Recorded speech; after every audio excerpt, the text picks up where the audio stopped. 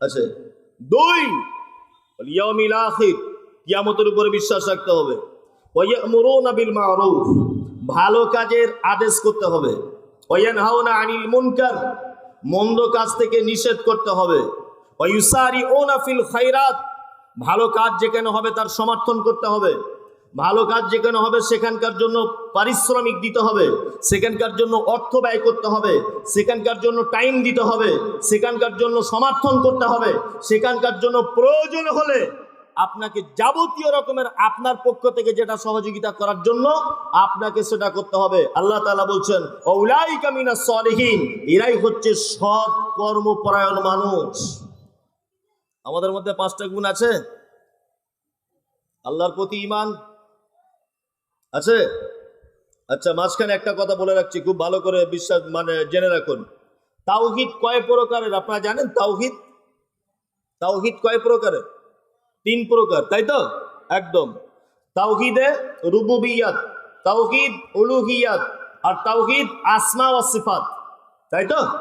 মানে আল্লাহকে এক, অর্থাৎ রব এক, স্রষ্টা এক, এইটাকে দৃঢ় বিশ্বাস রাখা, এটা আমরা রাখি কি রাখি না? রাখি।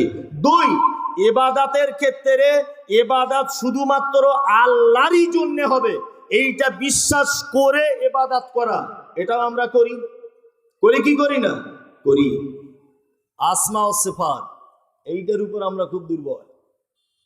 আসমা ও সিফাতের কাছে খুব দুর্বল আমরা। আসমা ও সিফাত কাকে বলে? আল্লাহর কিছু নাম আছে, সেই নামের কিছু গুণবাচক শব্দ আল্লাহ তাআলার আছে, তার কিছু গুণ আছে নামের সাথে সাথে, এই গুণের ব্যাপারে আমরা একেবারেই দুর্বল। একেবারেই দুর্বল নয়, একেবারেই দুর্বল। আচ্ছা, কোর্টে আপনার নামে কেস করা হলো, আপনি কি কোর্টে উঠলেন? কোর্টে উঠে আপনি বাঁচার জন্য কাকে ধরেন? উকিল ধরেন না? উকিল ধরেন তো। উকিল মানে আপনাকেও বাঁচাবে, তাই তো? আপনাকে কি যে কোনো ভাবে ওকে কি করবে? বাঁচাবে। আল্লাহ তাআলার একটা নাম আছে ওয়াকিল, আসলে ওয়াকিল শব্দ থেকে উকিল শব্দটা এসেছে। আল্লাহ তাআলার একটা নাম আছে, 99টা নামের ভিতরে ওয়াকিল, মানে তিনি বাঁচাবেন। আচ্ছা বলুন তো, আপনার এহ জগতে এবং পরজগতে, আপনি জলে থাকুন, স্থলে থাকুন, আপনি অসুস্থ থাকুন, সুস্থ থাকুন, যে রকম ভাবে থাকেন না কেন, বলুন তো দেখি আপনাকে বাঁচাতে পারে কে? কে? আল্লাহ, আল্লাহ, আল্লাহ। পৃথিবীর কেউ আপনাকে বাঁচাতে পারে না। ঈমান আছে? নাই। আল্লাহর আর একটা নাম আছে রাজ্জাক, রুজির মালিক কে? আল্লাহ। হ্যাঁ, রুজির মালিক যদি আল্লাহ, এই ঈমানটাই যদি আপনাদের থাকতো, তাহলে সম্পদ নিয়ে এত মারামারি, এত টাকা চুরি, এত কিছু, এই বিশ্বাস আপনাদের আছে? নাই। আল্লাহু আকবার। মানুষ ভাই ভাই অশান্তি, বোনের জমি ফাঁকি দেওয়া, জি, মানে এক অপরের সঙ্গে আত্মসাৎ করা, তার অর্থকে হরণ করে নেওয়া, এইগুলো কি থাকতো? থাকতো না।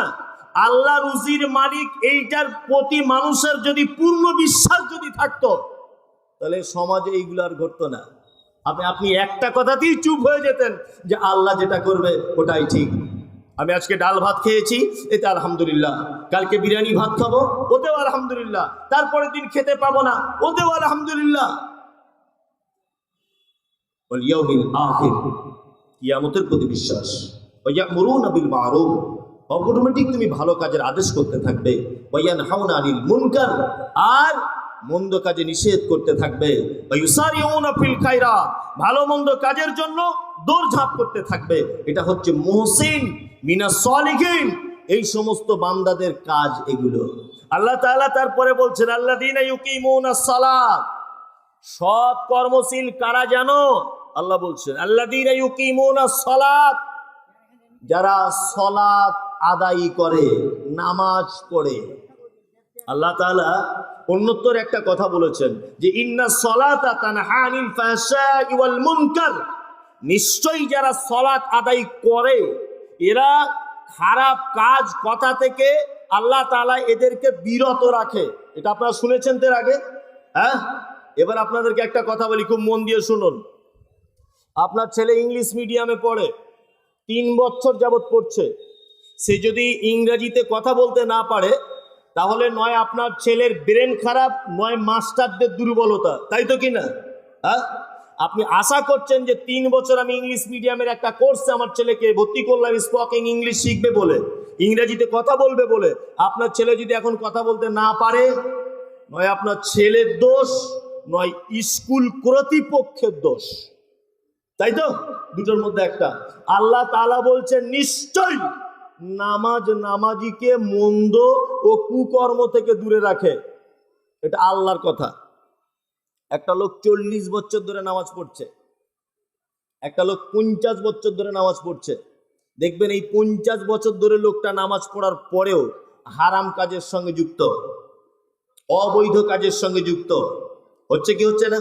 হ্যাঁ, 50 বছর নামাজ পড়ার পরেও একটা লোক দেখবে নানান রকমের অন্যায়ের সঙ্গে যুক্ত। তার মানে বুঝে নিতে হবে তোমার একদিনের নামাজও কবুল হয়নি, এটা তোমার অভ্যাস, এটা তোমার ইবাদত নয়, এটা অভ্যাসে পরিণত হয়েছে। মুয়াজ্জিন 5 বার ডাকবে, মসজিদে যাব, ঘুরে চলে আসবে, এটা তোমার অভ্যাসে পরিণত হয়েছে। আল্লাহ তাআলা বলছেন সৎ কর্মশীল হলো তারা, কারা তারা? আল্লাযীনা ইউকিমুনাস সালাত, যারা নির্দিষ্ট টাইমে নির্দিষ্ট সময়ে যারা নামাজ কায়েম করে, যারা সালাত আদায় করে। বিশ্ব নবী তিনি বলেছেন একটা মানুষকে অতক্ষণ পর্যন্ত মুসলিম বলা যাবে যতক্ষণ পর্যন্ত তার ভিতরে সালাত থাকবে, যতক্ষণ পর্যন্ত তার ভিতরে নামাজ থাকবে, যতক্ষণ পর্যন্ত তার ভিতরে নামাজ থাকবে ও মুসলমান থেকে যাবে। আর নামাজ ছেড়ে দিল, বিশ্ব নবী বলছেন ও কাফেরের খাতায় চলে গেল, ও মুশরিকের খাতায় চলে গেল। আমি আপনি সারা পৃথিবীতে যত মানুষ রয়েছে সবাই ভালো কাজ করি, সব কিছু করি, দান করি, সাদকা করি, যাকাত দিই, কিন্তু নামাজটা শুধুমাত্র পড়তে পারি না। আল্লাহ সুবহানাহু ওয়া তাআলা সারা পৃথিবীতে যত রকমের কোরআনের ভিতরে আয়াত ঘোষণা করেছেন, যত রকমের তিনি হুকুম আহকাম দিয়েছেন, তার মধ্যে এখানে বলছেন আল্লাযীনা ইউকিমুনাস সালাত, আমার কাছে ন্যায়পরায়ণ বান্দা হলো তারা। কারা তারা? 1 নম্বরের গুণ হলো তারা সর্বদাতে সালাত আদায় করবে, সর্বদাতে তারা সালাত আদায় করবে, কখনো নামাজ মিস করবে না। যে নামাজ পড়েন, এই নামাজ পড়েন তো? হ্যাঁ জি, শুধু জুম্মায় যাই। যারা জুম্মায় যায় ওদের যে কি করবে কিয়ামতের মাঠে তা আল্লাহ ছাড়া আর কেউ জানে না। শুধু জুম্মার দিনে যায়, দামি পাঞ্জাবি পরে আতর সুরমা মেখে মসজিদে চলে যাচ্ছে, কি একেবারে লাট সাহেবের বেটা ঢুকছে জি। অথচ সারা দিন 1 বার নয়, 2 বার নয়, 3 বার নয়, 5 বার আপনাকে মুয়াজ্জিন ডাকছে হাইয়া আলাস সালাহ, তোরা নামাজ পড়তে চলে আয়। আল্লাহ নবীকে শিখিয়ে দেওয়া হলো তাদেরকে শুধু যদি নামাজের জন্য ডাকা হয় তারা তো স্বার্থপর, তারা আসতে চাইবে না। তারপরে একটা শব্দ বলো হাইয়া আলাল ফালা, তোমরা তোমাদের কল্যাণের জন্য এসো। তার মানে নামাজের ভিতরে যত কল্যাণ রয়েছে আল্লাহর নবী বলেছে, আল্লাহ কোরআনে বলছেন অসজুদ ওয়াক্তারিব, বান্দার সব থেকে নিকটবর্তী আমি তখন হয়ে যাই বান্দা যখন সেজদায় লুটিয়ে পড়ে। রাতের অন্ধকারে উঠবেন, সারাদিন পাপ করেছেন, সারাদিন গুনাহ করেছেন, যত রকমের আপনার পাপ, যত রকমের আপনার ভুল, সমস্ত ভুল মাথার উপরে চাপিয়ে নেন। আল্লাহ নবী বলেছেন কামা ফিন্নাস আন্নাসুন নিয়াম, রাতের বেলা সবাই যখন ঘুমিয়ে যায় তুমি তখন দরজাটা খুলে দাও, মসজিদে চলে যাও, প্রয়োজন হলে নিজের বাড়িতে দাঁড়িয়ে যাও, দাঁড়িয়ে তুমি 2 রাকাত নামাজ পড়ার পরে আল্লাহর কাছে তোমার 2টো হাত তুলে বলো, আল্লাহ আমি বড় গুনাহ করেছি, আমি বড় পাপ করেছি, আমি বড় ভুল করেছি, রব্বুল আলামিন আমার থেকে পাপী সারা পৃথিবীতে আর কেউ নাই।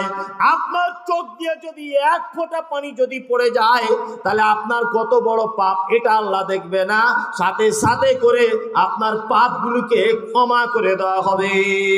ওই জন্য আল্লাহ নবী আজানের শব্দ শিখিয়েছেন হাইয়া আলাল ফালাহ, তোরা যারা পাপ করেছিস মসজিদে চলে আয়, তোরা যারা ব্যভিচার করেছিস মসজিদে আয়, মদ পান করেছিস মসজিদে আয়, ওদের অন্যায় করেছিস মসজিদে আয়, গাল দিয়ে দিয়েছিস মসজিদে আয়, এতদিন নামাজ পড়িসনি মসজিদে চলে আয়, হাইয়া আলাল ফালা, নামাজ পড়বি সাথে সাথে তোদের কামিয়াবটাও তোরা নিয়ে চলে যাবি, কামিয়াবটাও নিয়ে চলে যাবি।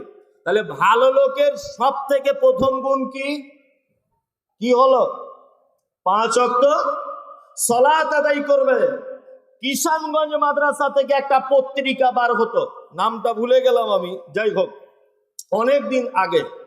ওখানে একবার ফতোয়া লেখা হয়েছিল, আমার আজও স্মরণ আছে, তখন আমি মাদ্রাসায় পড়তাম, যে লোক নামাজ পড়ে না, যে লোক নামাজ পড়ে না, বলছে ওকে মুসলমানদের কবরস্থানে পর্যন্ত দাফন করা যাবে না।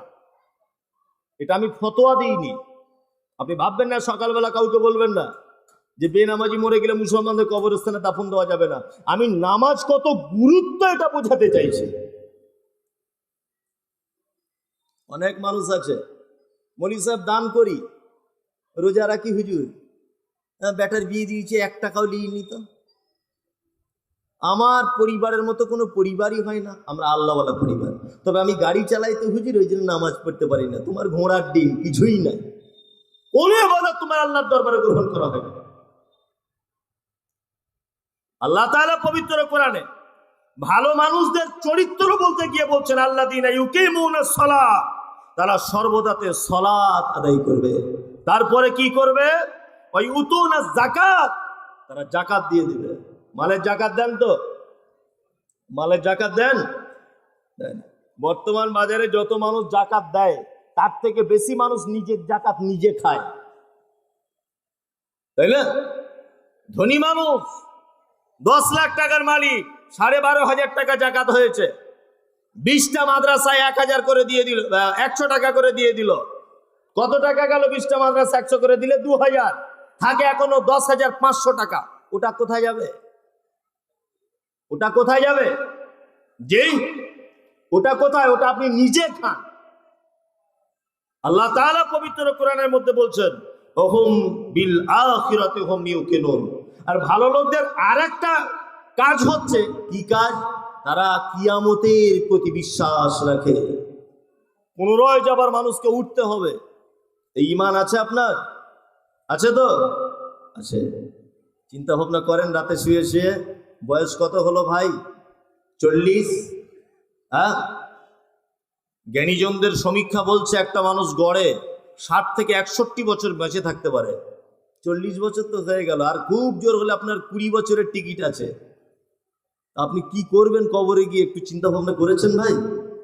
বলুন, একটু করেছেন? একদমই আমি আপনি কেউ কোনোদিন করিনি।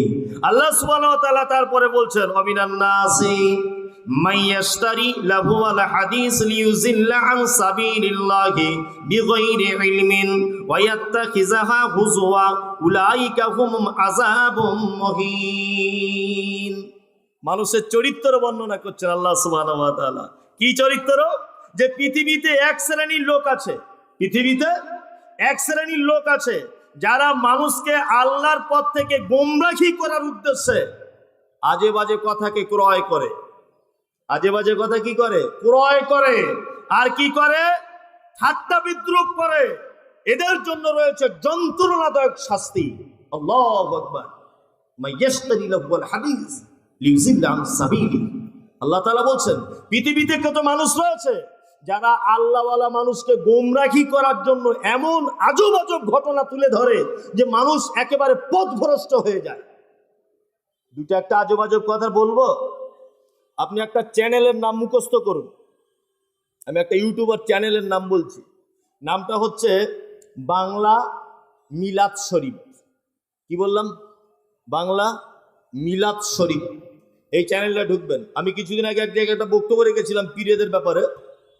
তা ফুরফুরার একজন পীর সাহেব আছেন, সানাউল্লাহ সিদ্দিকী, উনি আমাকে নানান রকম ভাবে কথাবার্তা বলেছেন। বিয়াদব, নানান রকম বিয়াদব টিয়াদব করে অনেক কথাবার্তা বলেছে, মানে ওদের একটু বিরুদ্ধে চলে গেছে, বুঝলেন না? আজকে সানাউল্লাহ সিদ্দিকীর ওই চ্যানেলে একটা বক্তব্য শুনলাম। উনি বলছেন, আমি নাম করেই বলছি সোশ্যাল মিডিয়াতে যেন ঘটনাটা ওর কাছে পৌঁছায়। উনি বলছেন 1922 সালে ফুরফুরা শরীফের, হুগলি জেলার ফুরফুরা শরীফের 1922 সালে ওদের 21, 22, 23 ফাল্গুনে মনে হয় একটা ঔরস হয় 3 দিন। ওই 3 দিনে দাদা হুজুর পীর কেবলা অর্থাৎ হযরত আবু বকর সিদ্দিক রহমতুল্লাহ আলাইহি উনি বসে আছেন। ওনার সামনে আছেন মোজাদ্দেদিয়া, নকশবন্দিয়া, আরো সব ফেরকার বিভিন্ন মানুষেরা। উনি হঠাৎ করে উঠলেন, উঠে বলছেন, এই লোক সকল সবাই চুপ করো। বলছে কেন? বলছে এই মাত্র আল্লাহর নবী আবু বকর, ওমর, উসমান 4 জনা এসেছে আমাদের মজলিসে, এই মাত্র এসেছে। কি বলছি বুঝতে পারছেন না? আহা, নবীজি আর কোথাও জায়গা পেলেন না, ফুরফুরাকে পছন্দ করলেন অত দূর থেকে, রাস্তা থেকে? হ্যাঁ, এসবগুলো ভণ্ডামি ছাড়া আর কিছু নয়। আল্লাহ নবী সাল্লাল্লাহু আলাইহি ওয়াসাল্লাম তো চলে গেছেন, আর উনি ঘটনা বলছেন 1922 সালের ঘটনা, মানে রিসেন্টলি বলা যেতে পারে, হ্যাঁ কিছুদিন আগে, 100 বছর আগে। 100 বছর আগের ঘটনা উনি বলছেন।